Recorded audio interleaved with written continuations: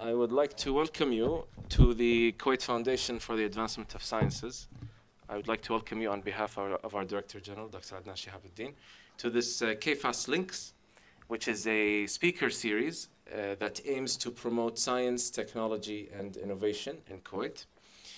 Today, we are very honored to have with us Dr. Julia Kajé, Assistant Professor of Economics at Sciences Po University in France.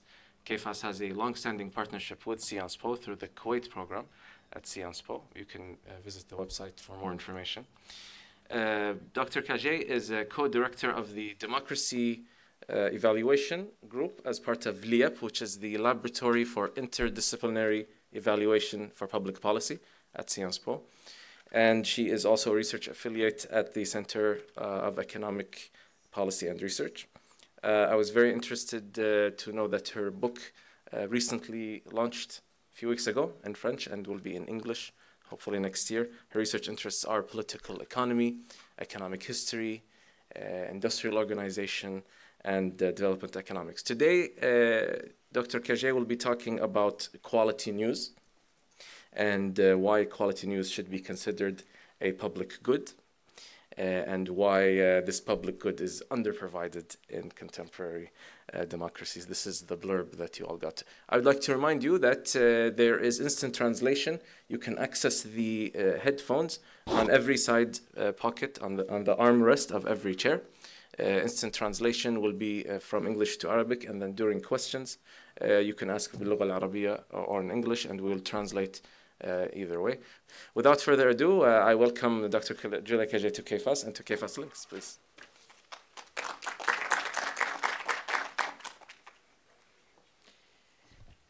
Thank you very much. I would like to thank you for this invitation, and this is my first time in Kuwait. I am very happy to be here and to discover the region, and also to discover a lot of things about the media landscape here. Because I have to apologize, the title of the lecture is Rethinking Governance and Funding of High-Quality News in the Digital Age. I think the part that is missing is in the West, because I'm going to talk to you about what I know, which is like media in Western European countries, the media in the US, the media in Canada. I try to learn today as much as possible about the media in Kuwait, and I hope in the future we will be able to work together with KFAS for me to do more research on this region.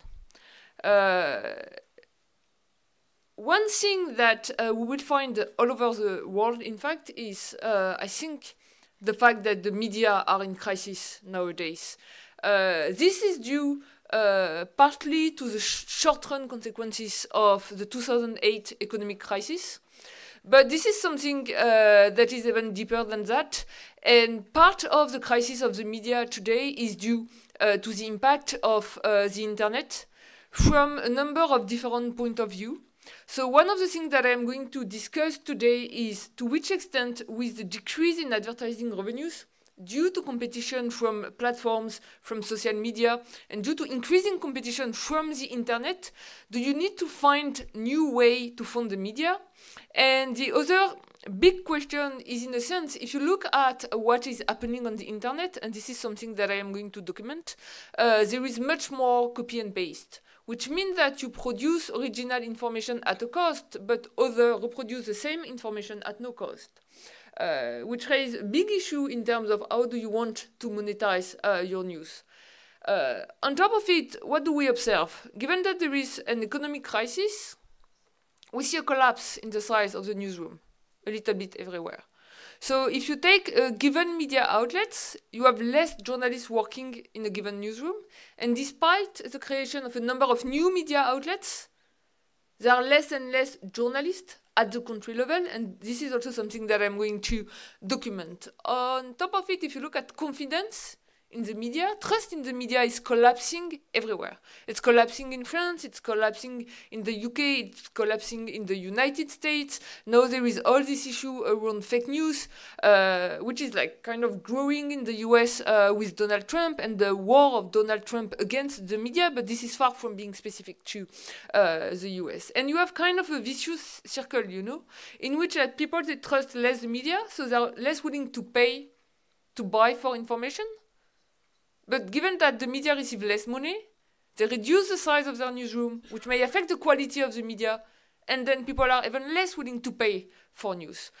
So from this point of view, you know, I think we have two questions: whether we need a new business model for the media, and whether we also need to rethink the governance of the media, in particular to think about the independence of journalists.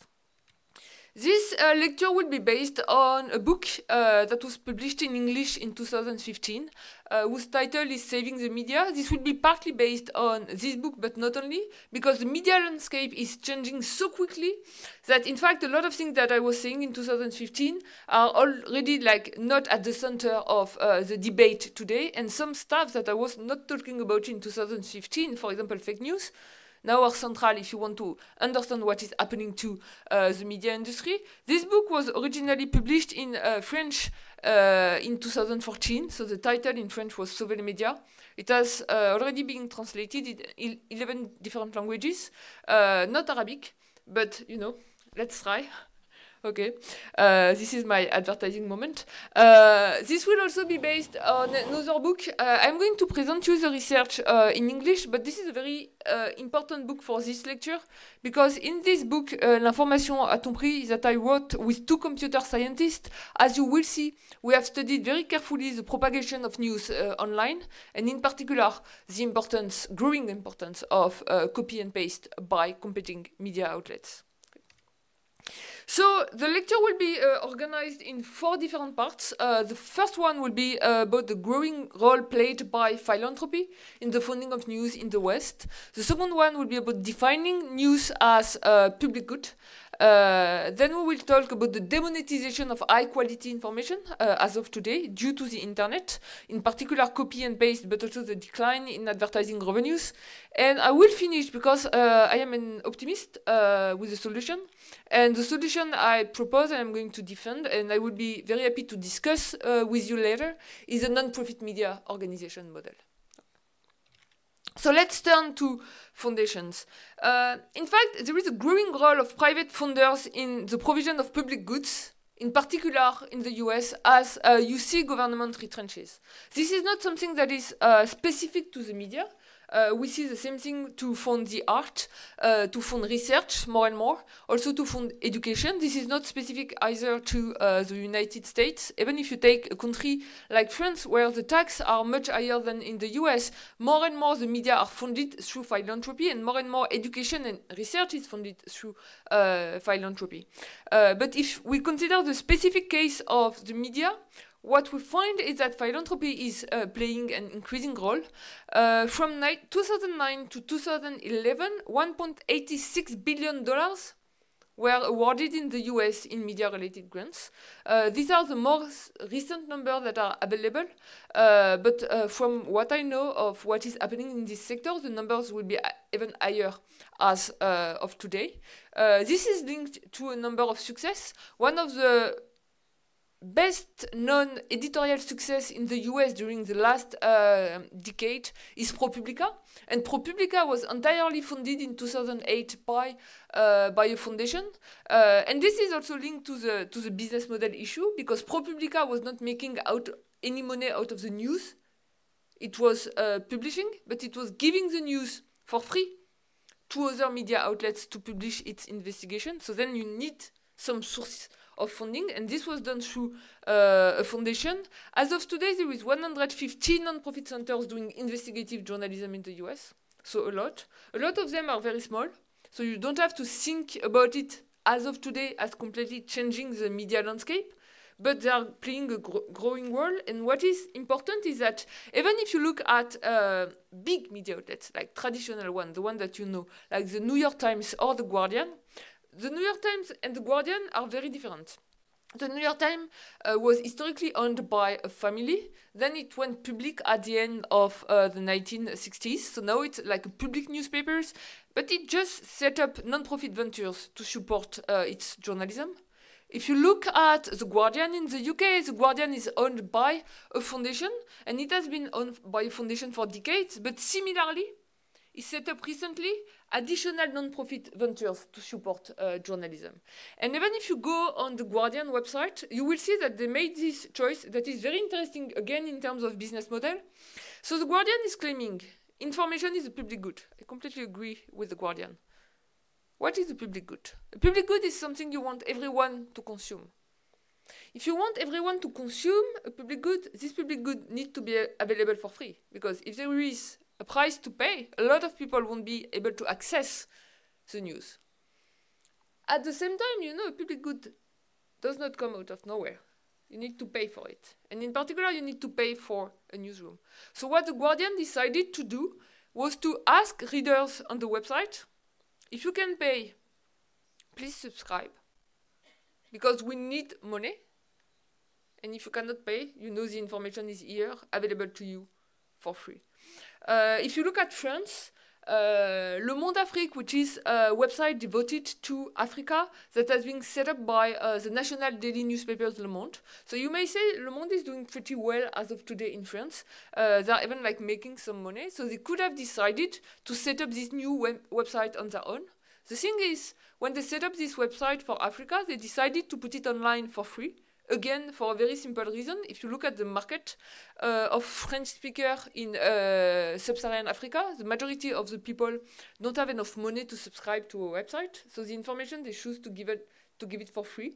And in exchange of that, they were looking for some external funding, and they received a grant by the Bill and Melinda Gates Foundation. So what we see overall, these are just a couple of examples. I could have spent like much more time giving you example, is that philanthropy is becoming a very large part of the revenue streams of a growing number of news companies. Now is the question. This is what we observe, like growing role of philanthropy. But do we really need foundations to finance the production of information? Okay. Like for years, newspapers were living without any donations from foundations. Now we see this growing role of foundations. And in particular, the question is, to which extent is that due to digital technologies and to the impact digital technologies had on the production and consumption of information? What I'm going to claim in this presentation is that we need to consider the non-profit model when thinking about the future of the media in the online world. First, because information is a public good, which also means that it cannot be left at the mercy of the market. And this is something we are going to see together too. The fact that if you let information at the mercy of the market, you may have an under-provision of quality. For a simple reason. Think about public companies in the US. Public companies in the US, they have a legal responsibility toward their shareholders. And their legal responsibility toward their shareholders is to maximize the rate of returns. Okay? So to be as profitable as possible, to give more dividends to the shareholders. Now, if you have this responsibility towards your shareholders, it may contradict with the responsibility you have toward the citizens, which should be to maximize the quality of news. Because in particular, if you want to have higher rates of return, a simple way to obtain them, at least in the short run, is to spend less, which means to decrease the size of the newsroom. So through this mechanism, in fact, if you leave journalism at the mercy of the market, you may have an under-provision of quality. The second point and the second argument I am going to develop is that even if we were to leave the provision of information at the mercy of the market, there will be a big issue for the market in the future. The fact that the news no longer have any commercial values because of the decrease in advertising revenues and because of the fact that you may find all the news for free online. So why are you going to pay for this news? And this is where we need to think about alternative sources of funding for news. So, if you look at the fundamental principle of modern democracies, they are supposed to be defined by one person is equal to one vote. Even if, like Youssef, you just referred to my new book is called The Price of Democracy, and it's about the fact that democracies are more and more captured by private money, in particular to finance elections and to finance political parties. So more and more, in fact, what we observe in Western European countries and in the US is democracy as defined by €1, 1 vote. But let's close this parenthesis. Just assume that we are in a world where you can define democracy as 1 person, 1 vote. In fact, what I claim is that it's not enough to have 1 person equal to 1 vote. What we need is to have 1 informed person equal to 1 vote. Because if you go and vote with no information, what does it mean? It means that either you vote at random, but in this case your vote does not matter, or that you vote as being captured in a way or so, okay? Because someone had given you sufficient information between quotes to convince you to vote for him or her. And in this case, again, this is not really a democracy. So if you want a good working democracy, what you need to have is free information, unbiased information, and high quality information that is going to be used by the citizens. There is a huge literature, in particular using historical data, that show why information is important for democracy. First of all, information is what you need to have more political participation. This has been very well documented in the case of the United States by 3 economists, Matthew Gentzkow, Jesse Shapiro, and Mike Sinkinson, who has studied the effect of the entry of newspapers in the US between 1869 and 2004. And what they show is that if you look at 2 similar cities, one with no newspaper and one in which you introduce a newspaper, people are going to participate more in the place where there is a newspaper. Why? Because first, if you want to go and vote, you need to know that there is election. And if there is no information, you don't know about the election. And this is still something that is true today in the internet era. If you take France, and if you take some local elections, like regional elections, for example, a lot of people, they just don't turn out. And if you ask people, why didn't you turn out? They're like, I didn't know the elections were going to take place. So information play an important role from this point of view. Second thing, you may know that there are some elections. But if you don't know the issues at stake, there are 2 political parties or 2 movements that are fighting together on economic issues, on political issues, on social issues. If you are not aware of that, if you don't have any preference for, let's say, less tax or more tax, less freedom or more freedom, you are not going to vote. Why are you going to go and vote if you don't know why you choose to do so? So basically, when you give information to people through newspapers, you increase turnout. This has been true for newspaper. This has also been documented in the case of the introduction of the radio in the United States in the 1930s. And there is a paper on that by David Stromberg, in which he shows that not only when people got access to the radio, they voted even more, because much more people listen to the radio than the people who read the newspapers. But it also leads to a better allocation of the public goods. Because then the local governments, if they know that people are going to vote because they get information, they should better do well their job. And in particular, fight to get more money for education. In this case, it was just after the economic crisis in in 1929, 1930s. So unemployment allocation was a big issue at the time. On the contrary, and this is something I did years ago, in fact, this was my PhD dissertation, you can show that when the quality of news decrease, in particular, the quality of news may decrease if you have increasing competition. So basically, rather than having 1 media serving a market, this room, you will have 2 media serving the same market. But it does not mean that you are going to buy 2 newspapers. It means that the size of my market is going to be split by 2. And I'm going to have to fire some journalists. So the quality of each of both newspapers is going to decrease. When people, in this case, are less informed, they vote less. And this is something that I documented for the second half of the 20th century for France in the case of local newspapers and local elections. So this is what we see historically. And now there is a big issue of internet. Because what we learn from history is that when there are more media, people vote more. But with internet, this is no longer the case. There is more media with the internet in a sense. There is more information for sure. Or at least there is more information for free. You can go online, you know, you would get a lot of information for free. But look at the turnout rate. In all Western countries, the turnout rate is collapsing. People, they no longer go and vote, despite that more information is produced or available, which does not mean that more information is consumed. But more information is available and people, they do not vote. Or when they vote more and more to support extreme parties. And what we see, in fact, with the internet is that more information is available, but people consume less news.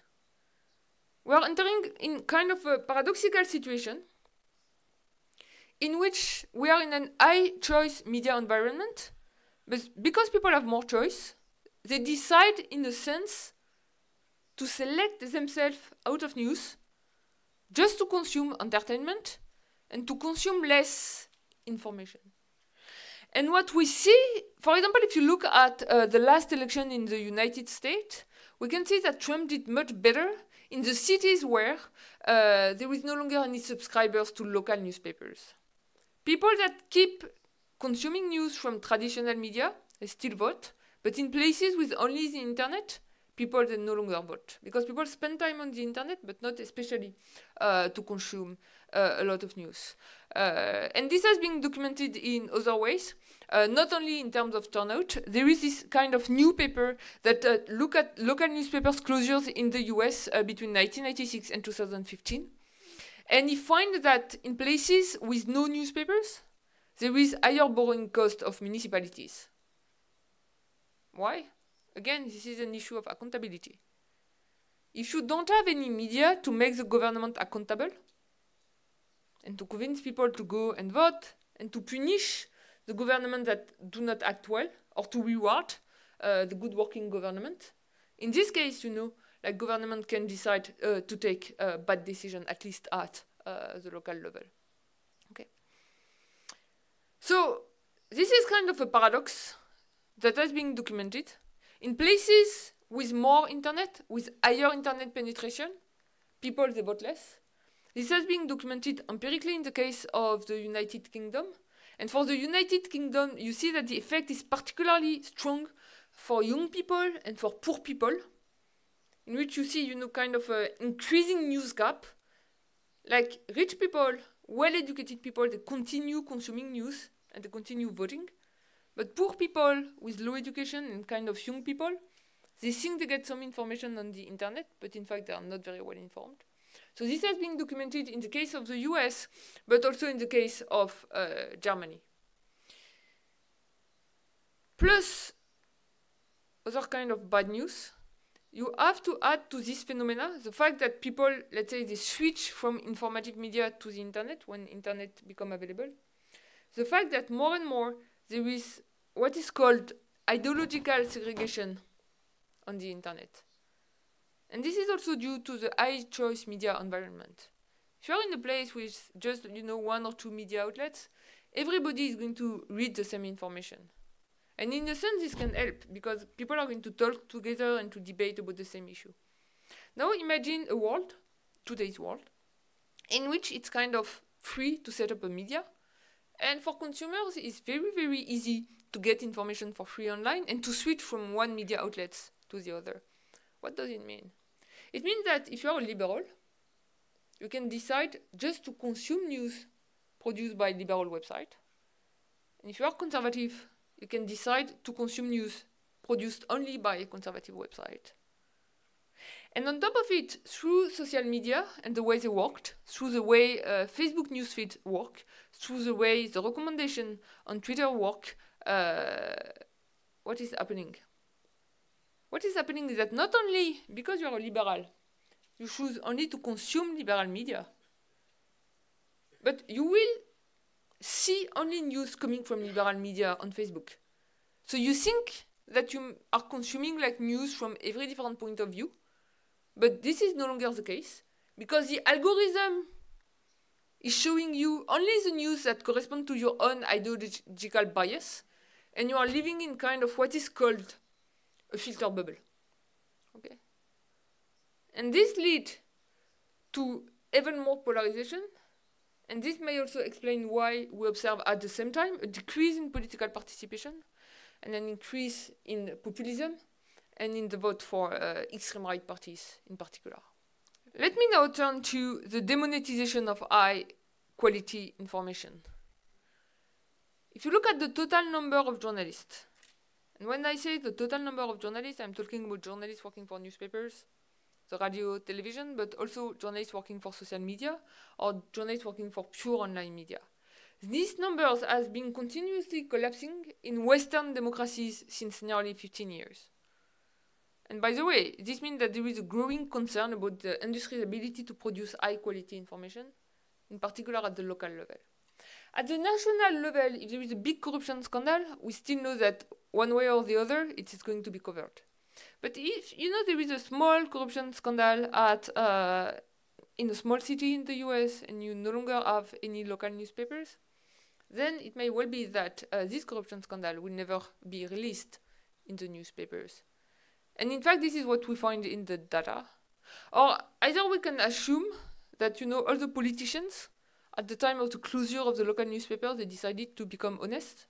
There is no longer any corruption. Or we may guess that the fact that there is no longer any corruption scandal published in the newspaper just comes from the fact that there is no longer any newspaper to publish the corruption scandal. Okay, so this is kind of a big issue, the fact that we have this collapse in the number of journalists. So one of the first questions is how to explain such a collapse. And I would love to show you a plot that I prepared for this talk, in which you see the number of journalists working for daily newspapers, both local newspapers and national newspapers, as a share of the active population, in France in blue and in the US in green. This is from 1978 to 2015. Why did I put this plot? I put this plot because I want you to realize that if you take the US, for example, the decline began in 1985, way before the internet. And I think this is important. I am not saying that it does not, like the decline is not deeper with the economic crisis of 2008 and the increasing competition from the internet. And in fact, we see a huge decline between 2007 and 2015. So this is as a share of the active population. If I were to give you the raw number, the number of journalists in the US basically decreased from 55,000 to nearly 30,000 as of today. So kind of like, you know, half of the journalists just kind of disappear. And what is even more worrying is that if you look at what they're doing now, a lot of them are just doing public relationship, like PR job. So basically, you know, the watchdog is kind of weakened, and those that are supposed, you know, to communicate are beginning to be stronger. In particular, because, you know, like the hired journalists that know a lot about the job. Then the question is, how do you explain this decrease much before the internet? And this is due to increased competition. In fact, we are now talking about newspapers suffering from the internet. But newspapers, historically, they first suffered from radio.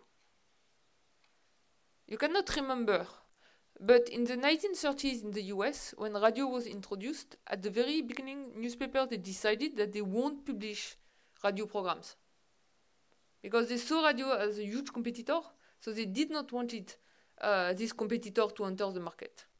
By the way, it was kind of stupid because publishing radio program was a way to convince more readers to buy the newspapers. And then they reached an agreement because at the time there were huge regulation of private radio in the US. They reached an agreement in which there will be like very little news on radio, only in the evening, not in the morning, so that people still buy the newspapers in the evening. Plus, in the evening, when radio was going to talk about news, it would do that in a press review way. As you will be able to read tomorrow in your newspaper, by the way that you should buy, blah, blah, blah, these things happened. Okay. The second time newspapers suffered a lot from competition is because of TV. And in fact, this is what we saw here.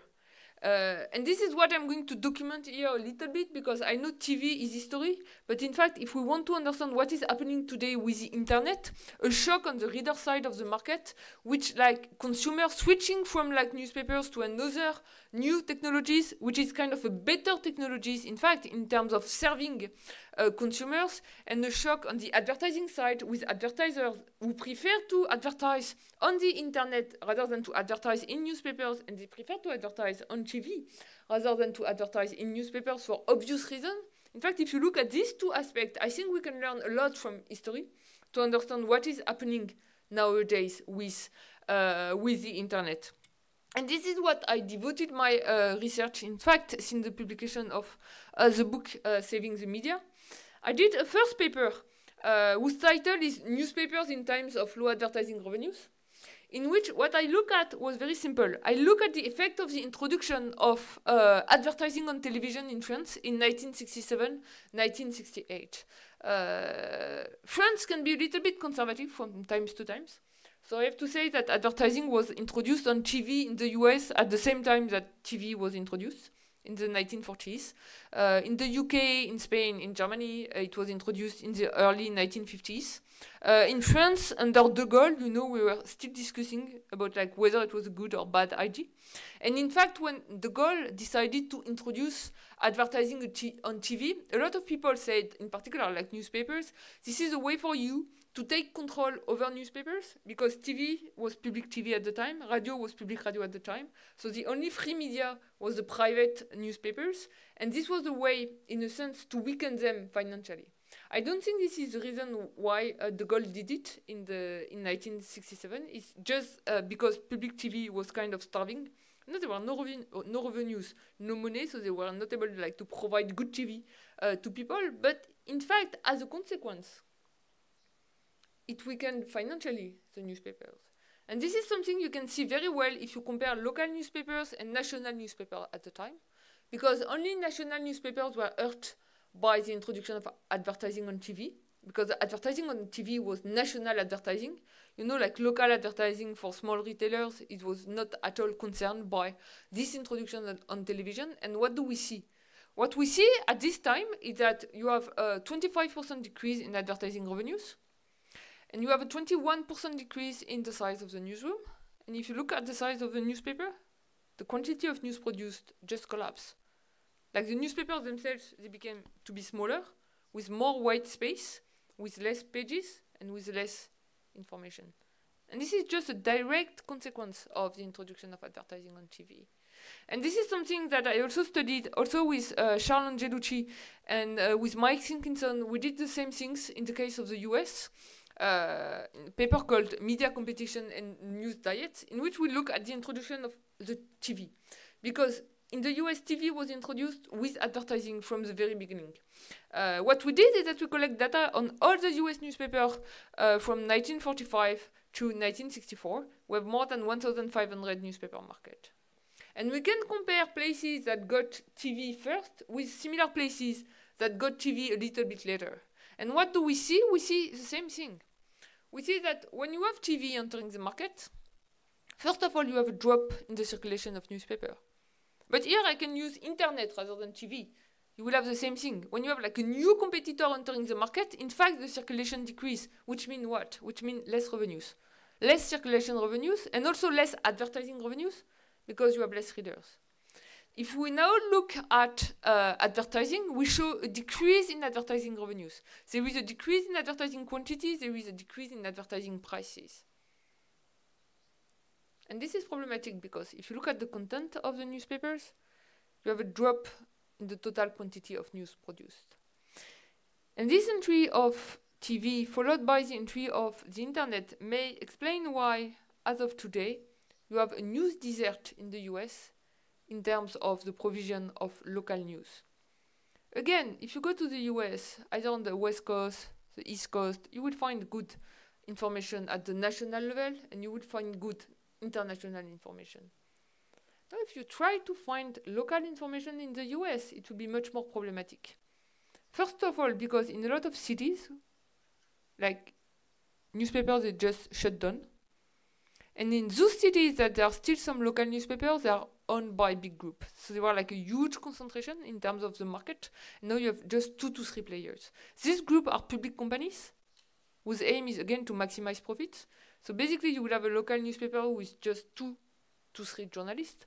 So like working in very hard conditions to produce news. And I think the big issue is, why were local newspapers before able to produce high quality local news? They were able to do that because they were bundling this local news with national news. They were not producing this national news, they were just using, news agency and wire content. And at the end of the day, there were enough people to buy to get both local information and national information. Now you have a new player at the national level. You have TV or you have the internet. The national information you put in your local newspaper, it doesn't have any value for your consumers. They find the same information in a better way online or on TV. And at the end of the day, you don't have enough consumers willing to buy only local information. And you cannot survive. And I think I'm going to talk about the media in general, but I think what we should be really worried about is how to fund today the financing and production of local news at the local level. And there have been some attempts. So for example, the Washington Post a couple of years ago, it decided to offer a new subscription in which you can subscribe at the same time to the Washington Post and to local newspapers. But this is far from being enough to save the production of journalism at the local level, not only in the US, but in a lot of other like Western European countries. And just to show you the consequence of the collapse in the number of in the advertising revenues. So here, this is the US. You have the number of daily newspaper journalists on the right vertical axis. You have advertising revenues in million US dollars on the left vertical axis. In the blue curve is about newspapers advertising revenues. The red curve is about the number of daily newspaper journalists from 1980 to 2016 in the US. And what you see here is that there is kind of a perfect correlation. Which is, like, the first time I plot this one, I was kind of afraid. I was like, no, I guess I put twice the same curve on the plot. I have to redo it. I redid it a couple of times. In fact, the numbers are right. What we see just is that when you have a decline in advertising revenues, you have a decrease in the size of the newsroom. This does not have to be the case. This is the case because these newspapers are purely market-driven. If it was about like non-profit journalism, doesn't mean that you have to lose money. It just means that you need to make enough money to survive. And at the time, we see the decrease in the number of journalists. The majority of these newspapers were still profitable. But they just decided to react one for one. We make less money, we are going to spend less. And we are back to the vicious circle. You make less money, you spend less, quality of your media decrease, people are less happy, they are going to spend less, they are not going to subscribe any longer, so you are going to make less money, etc., etc., etc. Okay. But the thing is, and this is where you have kind of a bad news, this decline in advertising revenues is not going to reverse. The money is not going to come back. There is some money on the internet, but the money on the internet is only for the platforms, for social media, for Google, Facebook. Like the GAFA are capturing every year between 90 and 95% of the growth of the digital advertising market. So for traditional media, either newspapers, even newspapers online, TV, radio, like the money is not going to come back at all. So we will have to find a way to produce information without ad, because what I am sure about is that we won't find a way to produce information without journalists. So we need to find another solution to fund for the journalists. So this decline of advertising revenues is the first explanation why news have less and less commercial values as of today. And the second reason why is because with the internet, it's kind of easier to appropriate the news published by rival newspapers. Okay. Just to come back to history for a second. Until 1997, like the first newspaper website, where you were able to do an investigative story and break out a news, at least you could monetize this news for 24 hours. The time for your competitor to reproduce the news and to print it. For 24 hours, you were the only newspaper with this information and you were able to sell this breaking news to the citizens. What is happening today? The cost did not change. If you want to publish an investigative story, it's still pretty costly for you. Okay, you need to hire journalists, to pay the journalists, to give them enough time to do their investigation. But once this information is published on your website, and you may be behind a paywall, so on your website it's available, but you want people to subscribe, people are going to find the same information for free everywhere, within a couple of minutes or within a couple of seconds. Okay? And this is what we documented in the book and in the paper I have with 2 computer scientists. Because we all get a sense of the fact that there is a lot of copy and paste, but I think it has never been documented before. So what we decided to do was the following. Let's take 1 year of French media. All the media. You know, the good media, the one you know. Le Monde, for example. Okay, and you won't think that Le Monde is going to behave poorly. In fact, they are, but they are not the only one. Okay, so we took all the media online. The newspapers, the TV, private TV, public TV, the radio, all the pure online media for 1 year. We have more than 2.5 million documents. So we have basically the universe of what was produced, plus all the dispatches produced by the news agency, the AFP. Okay. And what we did is the following. We have all the documents published in 2013, 2.5 million. Let's put this document together in events. So this will be about like a soccer game, this will be about a political meeting, this will be about the announcement on the unemployment rate, you know, all the event.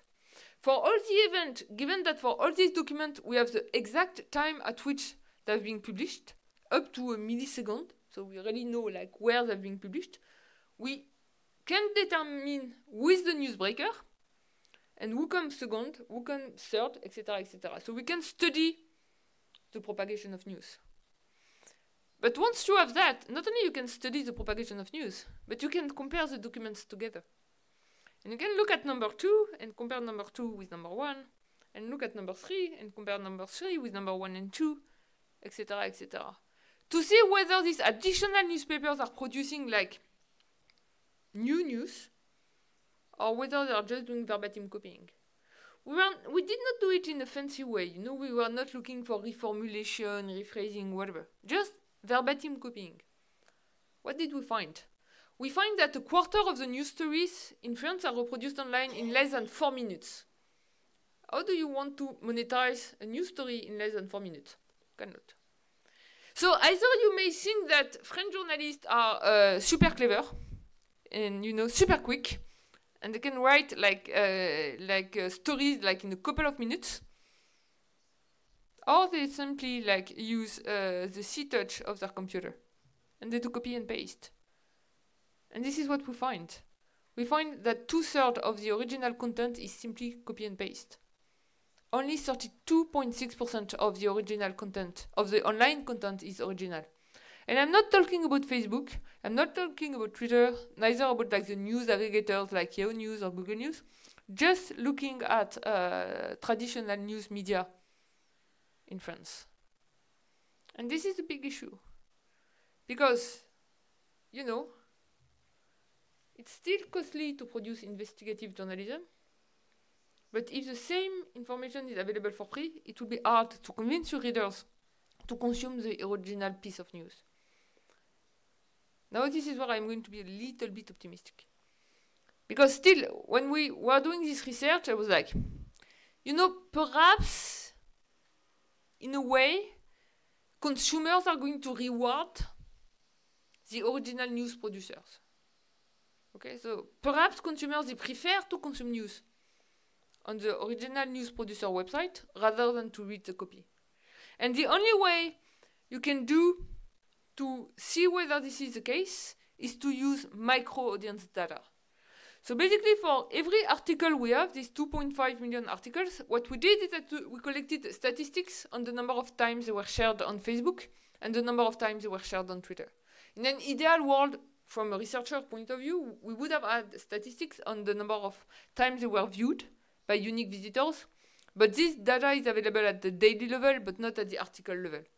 But it's available to media owners, but it's not available to researchers. At least for the number of Facebook and Twitter shares, we don't have to ask, so we collected it. Okay? And the point was the following. If consumers consume news completely randomly, what does it mean? It means that when you produce some news, you pay 100% of the cost, but you will just have 1/3 of the returns. And the thing is, 1/3 of the returns may not be enough to pay for 100% of the cost. Okay. But then let's see.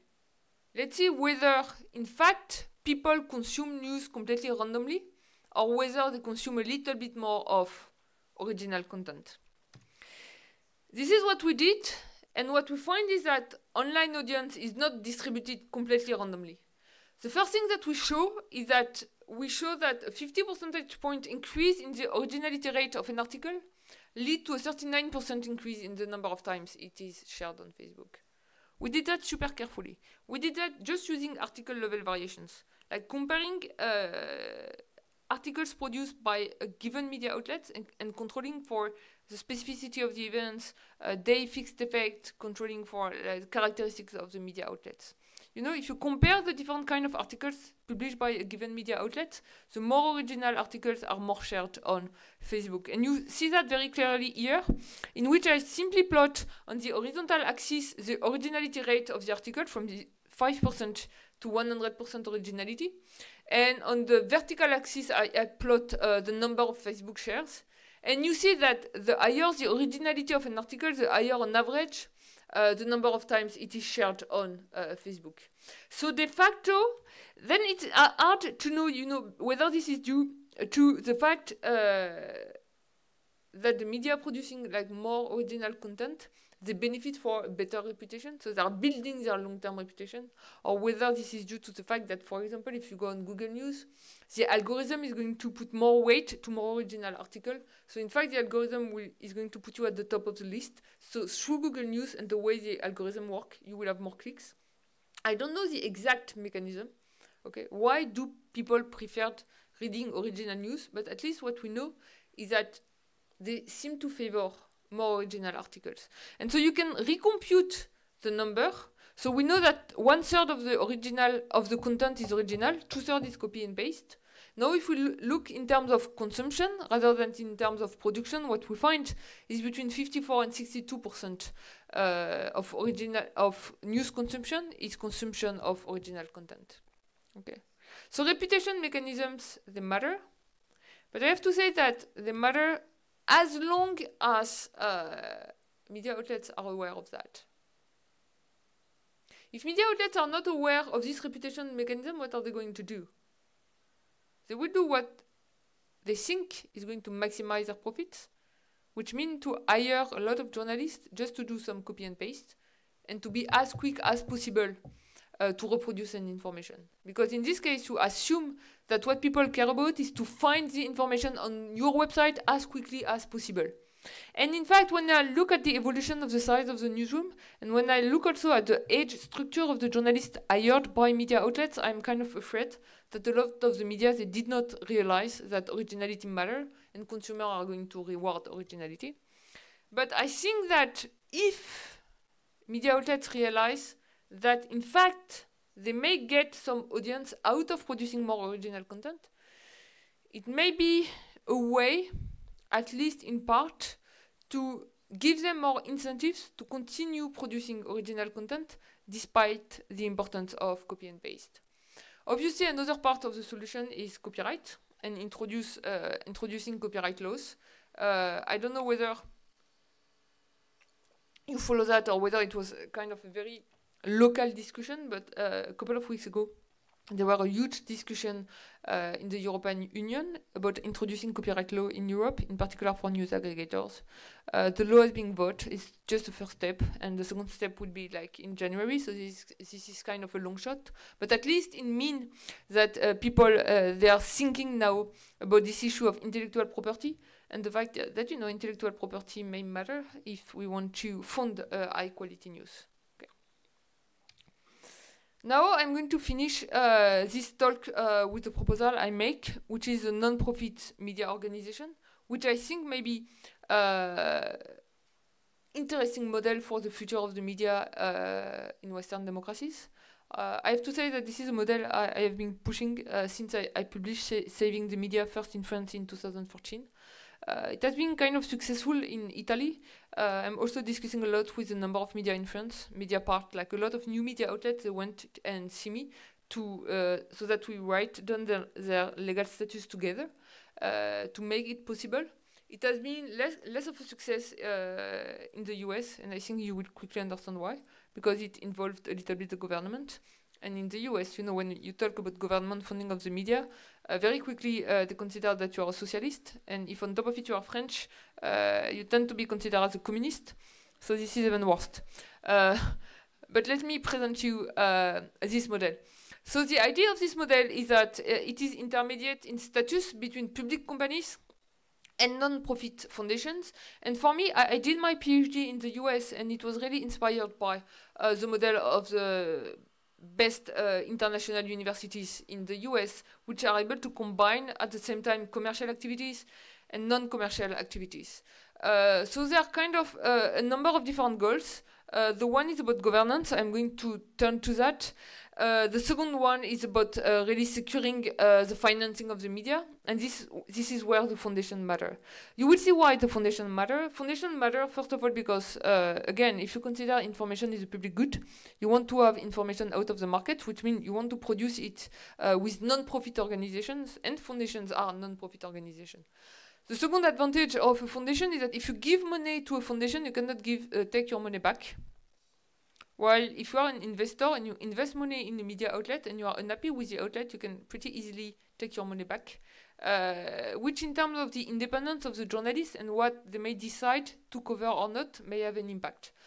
Because if you depend on whether your shareholder is going or not to withdraw the capital, very often the shareholder doesn't have to ask. Don't talk about that. You just anticipate. This is the first point. The second point is that one of the things I want to insist on, and I didn't do it enough for now, is that I think to produce high quality independent information, you need to have a democratic governance, and it may not be good to have more and more of what we see nowadays in Europe, in the US, which means big billionaires, in particular billionaires from the big tech. I'm thinking like an example, like the most famous example is Jeff Bezos owning Amazon. Because the question is, these guys, they make a lot of money outside of the media market. They're not going to make any money by buying a newspaper, so you may wonder why they do so. Why are they investing money in an activity that is not going to bring them any money back, if it is not for getting more political influence? Knowing that political influence, it can take a number of different dimensions. You can be like Rupert Murdoch, and in this case, you want to like support the Conservative Party. But if you are Jeff Bezos, you may not care about like having Clinton or Trump, but what you may really care about is not having any regulation of your e-commerce activities. And in this case, having political influence through newspapers in your relationship to MPs who are going to vote the law, it may matter. It may matter a lot. So one of the things I claim, and this is why I wanted something intermediate between public companies and foundations, is that foundations is not enough to guarantee democratic governance.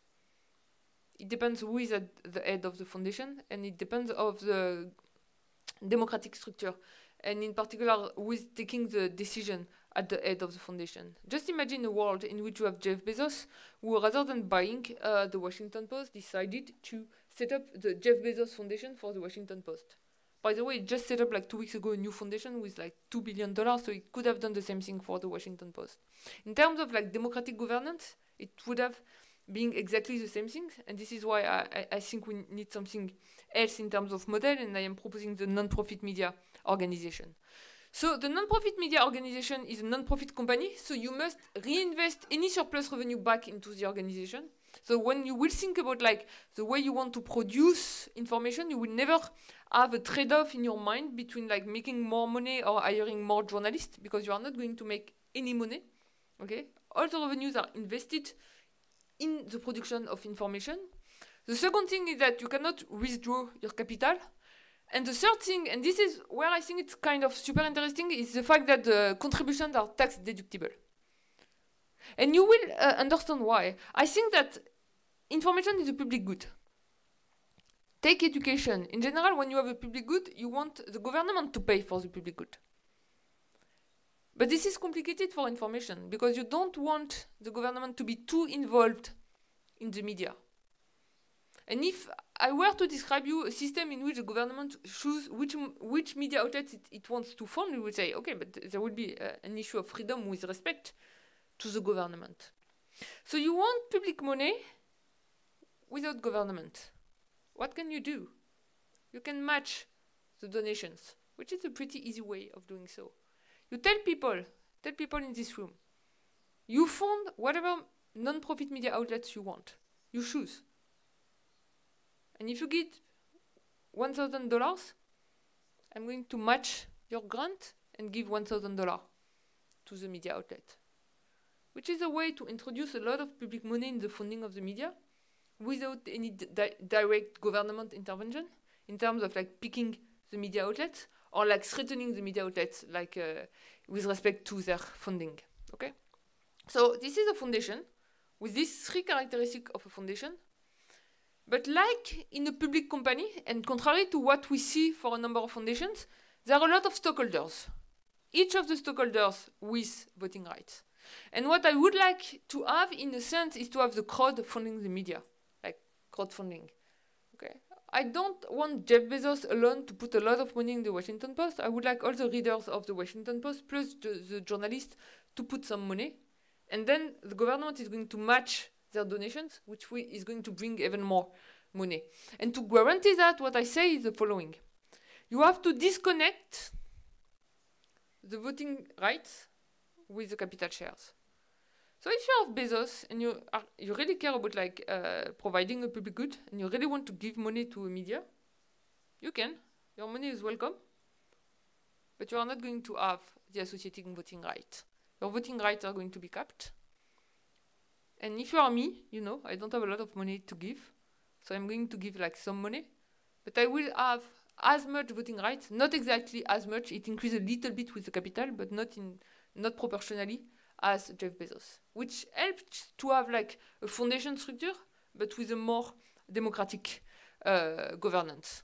So basically the way I model it, but we can like talk about the numbers. The numbers are not important. What is important is the spirit of it. Is the fact that below a certain threshold, let's say 1%, like you have stockholders that are allowed to gather to form an association. So for example, many readers together are going to decide to be like the friends of a given newspapers. Okay. And if they do so, they are going to obtain some voting rights. And above a certain threshold, let's say 10%, the voting rights increase less than proportionally with the capital shares. So let's assume that like until 10% of the capital shares, you will have one voting right associated with one capital share, and above that, you will just have like 1/3 of the voting right. But given that you benefit from some tax deduction, it may offset this loss of power. And then, you know, below this threshold, I'm going to boost the voting rights of the small stockholders. Okay. At the end of the day, the voting rights, they need to sum to 100%. Okay. Just because I'm going to open the floor to questions, but I want to anticipate some of the criticism. Is that realistic? The answer is yes. Like to begin with, I'm working with like a lot of like journalists in setting up like media outlets that look like this one. What is a little bit more complicated is to convince the government to introduce the associated tax deductions. So in this case, I'm working with MPs. In France right now, with this government, I won't be able to do it, that I know.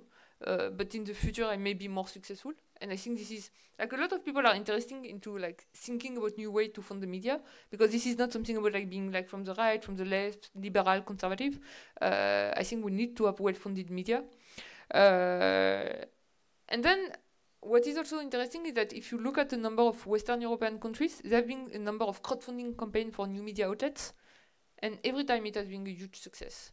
So when you have a new media outlet that is looking for some money, that go on the internet, do a crowdfunding campaign, just ask the people, give me a little bit of money. People, they give $10, $20, you know, not a lot of, they don't have enough money.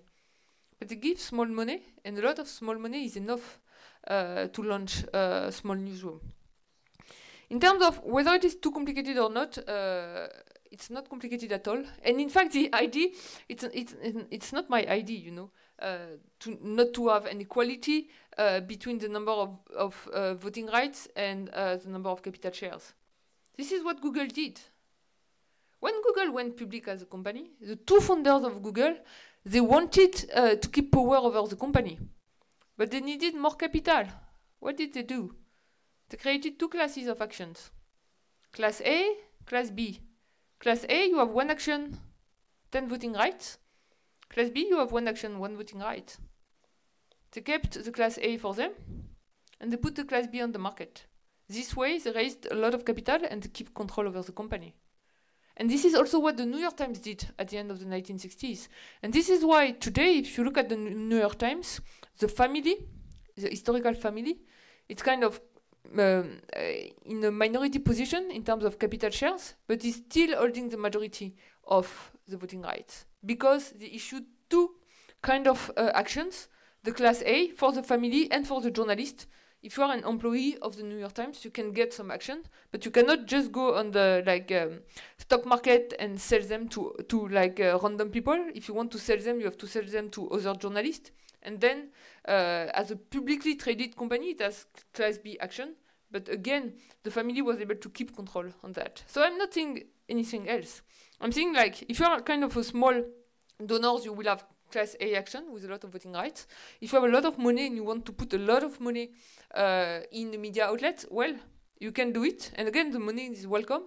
But above a certain threshold, you will just have Class B action, so that we will be sure that you won't have control over the decision taken by the media outlets.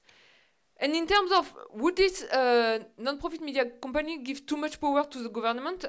Like, the answer is no. Like, more and more people, they say, if there is no longer any commercial values to news, we need to have public funding. Public funding of the news, I know that very well because it's something that has been invented in the US. We completely forgot that.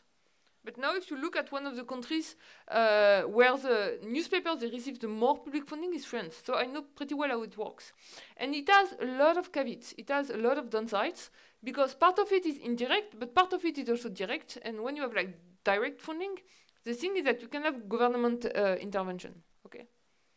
In my model, you have a lot of public funding. And in fact, the more successful my model will be, the more public funding there will be, because you match the donations, but there is no government intervention at all. It's just an issue of citizens picking the media outlets they want to consume,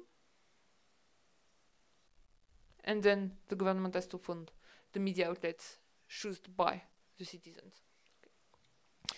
Okay. It does not solve everything. The non-media organization, the non-profit media organization. I think now, like, for example, we are still faced with the issue of fake news. It won't solve the issue of fake news. Media outlets still suffer from the fact that people go less and less on their website and spend all the time on social media. It won't solve this issue. But I think that in terms of trust, by introducing some guarantee for the independence of journalists, and also by creating a direct link between consumers and journalists, because consumers are going to finance the journalists partly through the non-profit media organization, it can increase trust back. And in a sense, you know, the way I like to frame it, it's a way to guarantee a democratic reappropriation of the media by those who produce and consume the news, rather than by those who seek to shape public opinion or to use their money to influence the votes and to influence the decisions. And that's all. Thank you very much.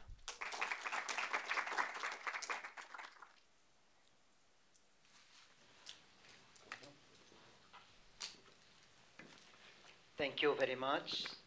Mohammed Al-Husseini, managing editor of Al-Anba newspaper.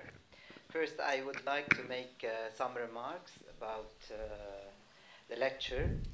The Washington Post under Jeff Bezos actually over the past 2 years have made very good profits, which proves that good media could still be profitable. So this is the first remark.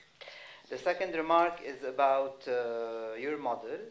It's very interesting, and of course it still can be one of the good models for the media. But the main problem is that you exclude a lot of, let's say, advantages of capitalism, mainly the competition that is boosted by profits. When you believe that you're going to make profits, you will invest more, and then we will go back to the cycle that you talked about how we can push media forward. And from our experience, we think that the key point to put back the media on the profit track is or lies in copyrights. We saw this year a very interesting, actually, experience with BN Sports when they broadcast the World Cup matches. So they had a deal with Twitter and Facebook and YouTube in a way that nobody was able to publish any of their content on Twitter or Facebook or Instagram because it's going to be banned immediately and sometimes lose his account. So this way, they could simply protect the information that they produced and still monetize it in a good way and make profits. So these are my remarks. So why are you pessimistic about the future that media can still make profits? So on copyright, I completely agreed. But if you look at what is happening today at the European level, and if you look at the directive, and I work also from the I'm a board member of the Agence France Presse, which is a French news agency who pushed a lot for the directive in Brussels. So it was not so much, but I tried to help.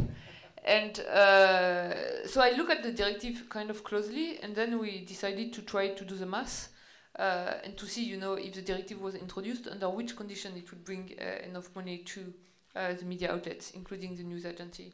And for the moment, we don't know anything about how much Google and the other players will have to pay back. And I think that as long as this has not been settled by the law, and you just say, oh, there will be some copyright, and if you use some links, you will have to share the ad revenues. As long as it has not been defined clearly, I'm still kind of afraid it won't work. Plus, the directive was not voted the first time. It passed in September, but like the European Union way is super complicated. You have two chambers in a sense, chambers between quote, but the second chamber has the last word, so they can decide not to vote it in January. So I would be like much more optimistic in case a new this directive was introduced, and we will have some like clear copyright policy. This is not what we have for now. I would like to say two things. The first one is with respect to Bezos. Bezos, it's kind of a complicated case because I know very well when I go and talk to the Washington Post journalists, they tend to be kind of positive about Bezos. For a simple reason, when Bezos bought the Washington Post was firing a lot of journalists for years. And they were not doing well because they were not doing like good journalism, and nobody was willing to invest into the Washington Post. He bought the Washington Post for $215 million, and he invested right away $215 million additional dollars. He hired a lot of journalists, and you have more journalists today in the Washington Post than before the time he bought the newspaper. He created a 24 hours newsroom. He did these new subscription things with local newspapers. He also invested a lot in new technologies, in particular technologies to identify fake news on videos. And overall, if you look at the investment performed, it did pretty well. So it's from this point of view, it's better with than without Bezos. Now, if you look at the content of the newspapers in terms of coverage of the e-commerce, it's not that there is a positive coverage of e-commerce. It's that basically compared to what is done by other like US newspapers, and the way it evolved, there is no longer any coverage of like e-commerce in the Washington Post, or much less than before. Why? Because as a journalist, you cannot work properly on the sector from which your main shareholder make all his money. Basically, if you write a positive article on Amazon, everybody is going to say, "Ah, yes, but you know, this is because the shareholder asked, so you don't want." But you know, you may think twice before writing something negative. And I think the main issue it raises is in terms of press freedom. So perhaps, plus you may say, I know they are making profit, and I think this is good, and they are making profit because they invested in high quality journalism. They are also making profit because of Trump. This is something we need to be aware of, like the number of subscriptions to the New York Times, the Washington Post, it increased by a lot after Trump election. We don't know whether if the Democrats came back in 2020, whether these subscriptions are not going to disappear. But I think they also made profit because they increased the quality of the newspaper. So it means that when you produce high quality news, you can make profit, but I just think that it would be better to have the same high quality newspaper without a billionaire taking all the decision, but with a more democratic way of thinking about who owns these media outlets. And in terms of capitalism, I do think that capitalism it's very good. It boosts profits, but you know, in my model, at the end of the day, like what you have in mind, in a sense, is that like given that media outlets are going to compete together to get more market share, they may provide higher quality. In my model, they are going to compete for readers and they are going to compete for donations. So it won't be in their interest, you know, like for journalists to become very lazy and for the newspapers to decide no longer to produce any high quality. They are going to compete for something. And it's also why I did not enter into all the details that the non-profit media organization is not a cooperative. I think, basically, I think here are the two extremes. I think that €1, one voice is a little bit too much on the side of money. But one person, one vote may raise an issue in terms of incentive. And it's also why very often cooperative do not work in the long run. Because if everyone has the same capital share, the same voting rights, independently of its effort, it may decrease incentives to make some effort. So in my model, you know, like the more money you put, the more voting rights you have, but not proportionately, so that those people that have like much more money than anybody else cannot decide to buy all the media, basically.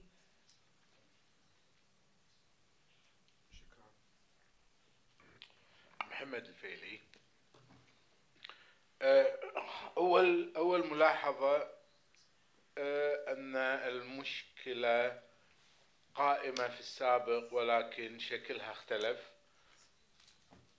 مشكلة تمويل الخبر في الصحافة الورقية لا تزال تأخذ شكلها الحالي مع الشكل الحديث للصحافة. في السبعينات في فرنسا كان الكلام عن أن الصحيفة الجيدة على الأقل 60% يأتي تمويلها من غير القارئ، تأتي من الإعلان مثلا أو الوسائل الأخرى. وأعتقد أن المشكلة لا تزال قائمة، ولكن أعتقد المشكلة الحالية أن إحنا أمام وسائل تتجاوز سلطان الدولة. في السابق كانت الدولة تستطيع أن تضع قواعدها لأن الصحيفة الورقية تنتقل داخل إقليم محدد باستثناء فكرة التهريب، ولكن حجمها قليل. اليوم نحن أمام نموذج جديد للإعلام يتحدى الدولة التقليدية. وأعتقد اليوم هذا النموذج برغم من أنه جيد إلا أنه قاعد يثير قلق، لأن يبقى هناك اقتصاد ضخم يحرك هذه الوسائل الإعلام، وإحنا اليوم مضطرين لتلقيها بدون حماية حقيقية. على الأقل الدولة لم تعد تستطيع أن توفر حماية. هذه مسألة أولى. مسألة ثانية، وأعتقد الأستاذة مهتمة ببحث مقارن مع المنطقة خارج النموذج الأوروبي. في المنطقة أجد هناك شك بالإعلام المؤسس عند المتابع، ولذلك ظهر أهمية أعلى لوسائل التواصل الاجتماعي. الفيسبوك في مصر هو بكل بساطة شكل من أشكال عدم الثقة بوسائل الإعلام الرسمية. وعندنا في الكويت أيضا ظاهرة ثانية اللي هي ظاهرة الإعلام الفردي. ألف ينشئ موقع، وموقع يحظى بمتابعة أكثر من وسائل الإعلام المؤسسة. أعتقد هذه النقطة تستحق البحث بما في تمويلها، لأن نعلم أيضا بأن هذا الإعلام الفردي من الممكن أن يتأثر بتمويل غير معلن. هذه المشكلة الحقيقية، أن سوف نكون أمام تمويل غير معلن غير معروف. شكرا. Okay. To answer quickly, like on the last point, I did work during the last years on the project that was funded by the LIEP was a media ownership project, and the idea was to determine who owns the media. By which it does not mean who owns the media formally. Like if we ask like for the first shareholder, this is kind of easy. But if you look for the final stockholders, it may be much more complicated. I did it for like France, for Italy, for Spain, and for the US. And I thought, you know, like, this would be a beginning. It's going to take me 6 months, and then I would move to other more complicated media landscape. It took me nearly 3 years for these 4 countries, and I'm still unhappy with the result. So there is a big issue of transparency in terms of ownership that is not specific to this region, and I think we really need to fight against it. And in particular, one of the things that I'm arguing with a non-profit media organization, but even with just like private media receiving some public subsidies, is that if you receive public money, this is the case of all private media in France, at least you should be transparent as your ownership. And if you decide not to be transparent, okay, but then you no longer receive any public money. On the point before, I think it's interesting this idea of having more and more like very small media, perhaps with just one journalist or one bloggers. Some people were pretty optimistic about it at the beginning of the 2000s, saying this may be the future of the media, you know. We no longer care not having very big newsroom because we will have a lot of bloggers all over the world, and look at the number of websites. And now if there is a conflict somewhere, it's kind of easy to find videos, information, this kind of stuff. I think the big question here is in terms of ethic and in terms of trust. If you work for a well-established newsroom, there are a number of rules you need to respect. I'm not claiming that you are always going to respect this rule, but in case you cheat, you may be caught and you will be punished. And you need to work along a number of ethic lines that may also guarantee the trust. Basically, if you read the New York Times, like, you should trust what is published in the New York Times. Now if I go on the website of a blogger, you know, the guy has no responsibility, no accountability toward anybody. He's not even like officially a journalist, so he can do whatever he wants. If he wants to publish his own opinion, he can do it. If he wants to lie, he can lie, and nobody is going to punish it for it because officially he's not a journalist. And I think that in these days of fake news and lack of trust, this is kind of not a very good model, and it's better to have like newsroom, even if when I say that I feel like I'm kind of old style, 20th century. Now that I have a lot of students that are much younger than I, and they say, okay, but like, why should we care about like press card? I try to like determine, you know, whether I'm just old or whether I'm still right and they are wrong. But I think on this one they are wrong, and it's much better to have a newsroom with the rules that go with the newsroom than to have infinite number of individual bloggers. I think we have time for one more question. We're close to our 19-minute mark. I saw Dr. Fahadi. Okay, please.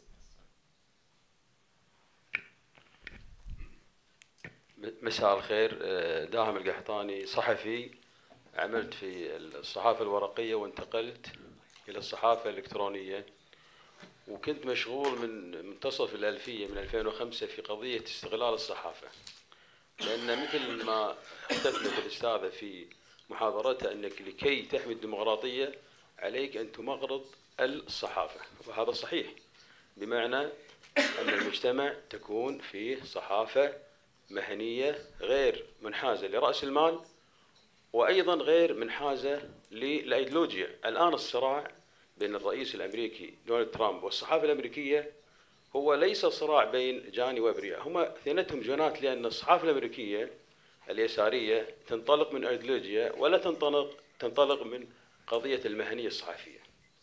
في الكويت حاولنا أن ننشئ فضائية في عام 2006، وكانت الفضائيات يعني تكلف، ونحن مجموعة من الصحفيين، وكان الموديل اللي اتبعناه جريدة اللوموند الفرنسية، على أساس أن الصحفيين يملكونها فلا توجه من رأس المال ولا المتنفذين ولا غيره. فشلنا لأن يعني أنت لكي تحمي الصحافة والديمقراطية تحتاج لمن يؤمن بحق بالديمقراطية من دون أن يستفيد منها بشكل مباشر، منصب أو غيره.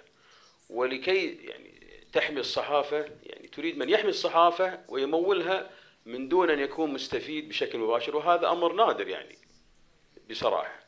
المهمة الأولى للمعنيين بحماية الصحافة هو نحمي الصحافة التقليدية، نحميها، لأنها في الكويت يعني نحن نعم لا نقول أن الصحافة هي يعني حرة 100%، ولكن فيها قدر عالي من الحرية، لكن لا زال رأس المال يتحكم في توجه الصحافة التقليدية. الآن حينما ظهرت المدونات اتجه كثير من الشباب الكويتي إلى المدونات، بعد ذلك جاءت الصحافة الإلكترونية، وأنا أنشأنا يعني أنا مع أصدقاء لنا، وزير إعلام سابق سعد بن طفلة، الكاتب زايد الزيد، وكنت معهم، أنشأنا أول صحيفة إلكترونية صدرت في الخليج والكويت، على اعتبار أن يعني أول صحيفة إلكترونية صدرت كانت من لندن، ونحن في سنة 2007. لكن حينما ظهرت السوشيال ميديا، وأنا أتفق معك أن اللي في السوشيال ميديا ليس صحافة بالمعنى التقليدي، لكنها في الكويت على الأقل إذا درسنا حالة الكويت توفر البديل، بمعنى أن هناك أصوات ما كانت مسموعة. حنا في السابق يعني قبل ظهور الصحافة الإلكترونية كنا نسمع أصوات قليلة، كان الصمت يسود.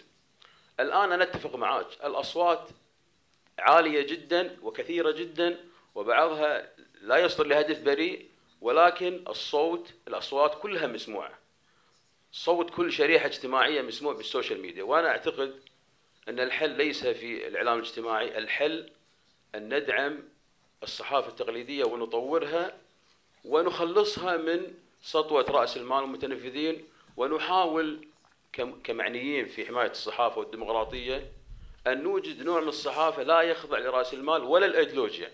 يعني إحنا يعني دائما ننسى أن المسيطر ليس فقط رأس المال، حينما تكون هناك أيديولوجيا معينة، ورأينا في قضية داعش كيف سيطروا على السوشيال ميديا ووجهوها لأن عندهم أيديولوجيا معينة. لذلك أنا أعتقد أن هذه المهمة الرئيسية، كيف هذا التحدي، وأنا أعتقد أن نقترب من النقطة يعني مثلا حماية الصحافة التقليدية بمنع الكوبي والرايت، بمنع النسخ. أنا أستغرب في الكويت عندما الصحفي في الصحافة التقليدية يتعب على الخبر اليوم كله، تأتي صحيفة إلكترونية أو يعني موقع في السوشيال ميديا وينسخ ويلصق، والصحيفة المعنية بهذا الأمر لا تحمي حقوقها. إذن لابد أن كل صحيفة الآن تنشئ أقسام قانونية لملاحقة من يتعدى على الملكية الفكرية، وهذا الأمر ليس من أجل جلب المال ولا العقوبة، بل من أجل حماية الصحافة، وبالتالي حماية الديمقراطية، وبالتالي حماية المجتمع. شكرا جزيلا. No, I guess I have nothing to add, given that you completely agree with me. It's nice. So thank you. I think that was an excellent point to conclude on. We are at 19 minutes. Thank you very much for your time and attention. I want to thank Dr. Julay Kajeh on behalf of the Kuwait Foundation for the Advancement of Sciences. And I'd like to thank you for your attention, participation, and hopefully we'll see you in next KFAS Links speaker series. Thank you. Good night. Excellent.